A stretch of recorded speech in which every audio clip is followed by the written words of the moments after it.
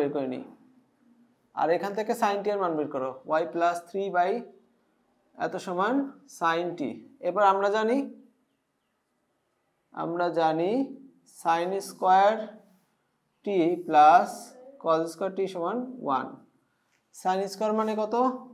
y plus 3 by 5 এত square x minus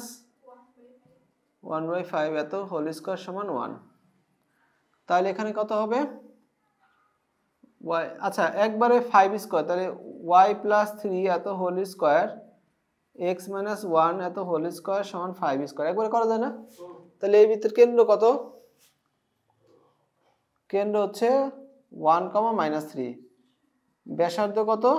r সমান 5 এমনি পাওয়া যাচ্ছে তাই না আচ্ছা তো এখন যে কথাটা হবে সেটা হচ্ছে কি এই বিন্দুটা এর উপর অবস্থিত কিভাবে করব ধরি f of x y এত সমান x -